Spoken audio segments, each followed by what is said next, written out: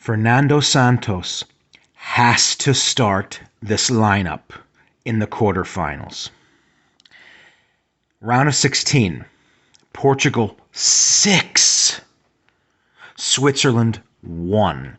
A contest that we thought was going to be one of, if not the tightest one for this round, ended up being the biggest lopsided can of whoop-ass opened in this stage of the World Cup. Wow, okay. Ronaldo was on the bench. Did not come on until around the 70th minute. Portugal can win this World Cup.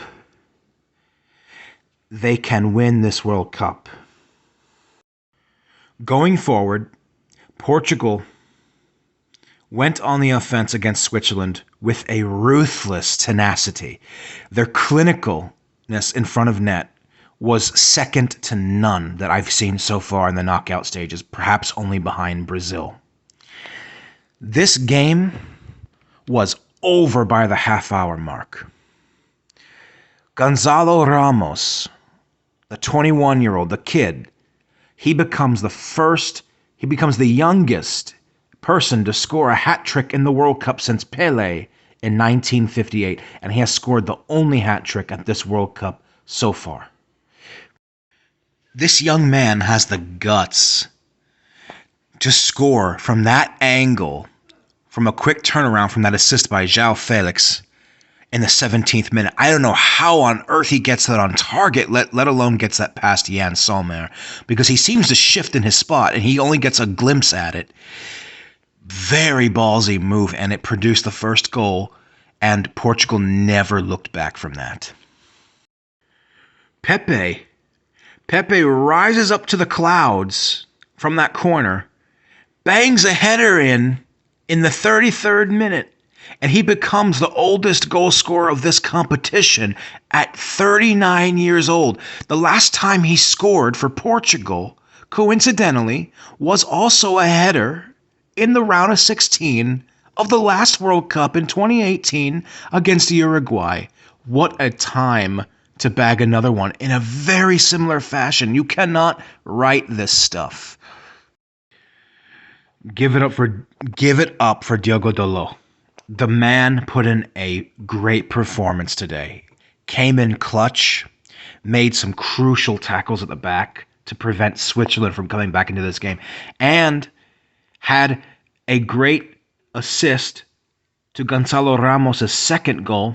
He was able to cut inside on the right-hand flank of Switzerland's box, find some space to lay that off for Ramos to grab his second and Portugal's third of the evening.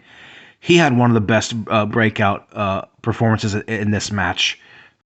João Felix, yet again, working his magic, because that interception he makes in the middle of the pitch, when he takes the ball away from Zakaria, the Swiss midfielder, that was when Portugal went on the break to grab their fourth, and you had Rafael Guerreiro. Portugal won possession of the ball back, and they went quickly. When Zakaria was dispossessed, João Felix running down the center of the pitch.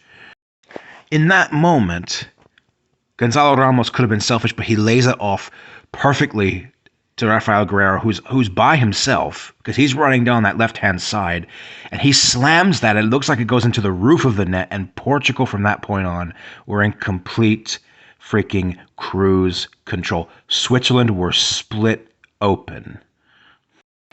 And I have to say, even Bernardo Silva, who sometimes has been known as a liability for Portugal, and being a little bit slow in his own right in terms of pace, he played an integral role in Gonzalo Ramos getting his third of the night. Again, Portugal with those fast breaks. Switzerland desperate, pushing way too far up the pitch. Bernardo Silva, here he comes. Lays it off for João Felix, who then lays it off for Gonzalo Ramos.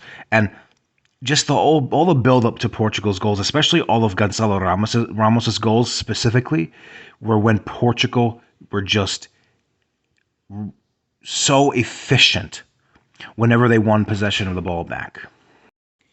From that point onward, I'm not even sure you can call Manuel Akanji's his goal off of a corner that Switzerland had gotten as even a consolation, because you could see the look of dismay on the Swiss players' faces, that they knew that this game had slipped away from them, that they had just been totally outclassed and just lambasted. There was not even any real sense of urgency from Switzerland after they pulled one back through Akanji, because I think they knew that this match was cooked. It was done. They were barbecued. And then the icing on the cake, Rafael Leao, one of the substitutes, scores his strike from distance. It looked like Jan Sommer was off his balance, was anticipating a cross but did not see it coming. In stoppage time, he skips around two Swiss defenders and just boots that, and it's all the way in the back of the net. He's about maybe 20 to 25 yards out.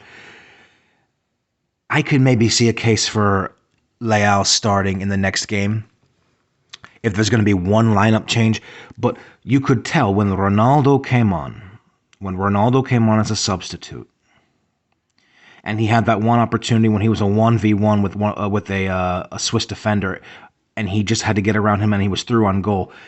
He did not have the speed. He was slow.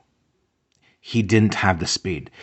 And even though he did poke that in the back of the net, it was offside. But you could tell CR7, that in that moment, it just gave the look of a player who's looking like they have seen better days. And I like Ronaldo as a player. I think he's one of the greatest of all time. He's going to go down as a legend in this sport.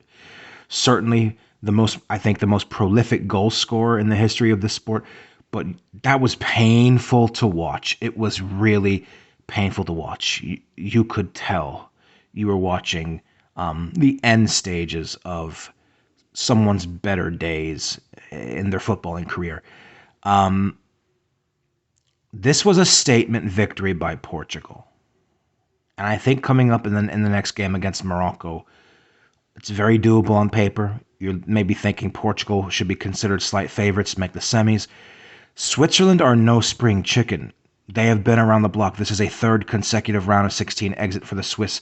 They are a tournament team. However, this should not have gotten as out of hand as it did today. This was an absolute beatdown, and this was a declaration, I think, from Portugal. They are the real deal, and they're here to compete for this title. Fernando Santos, you can be a World Cup winning manager, my dude. You just have to not get complacent, not play scared football, put out more or less the same lineup, and you know exactly what I'm talking about. Costa, Diaz, Pepe, Guerrero, Dalot, Carvalho, Silva, Otavio, Gonzalo, Ramos, Felix, Bruno Fernandes. I think maybe the only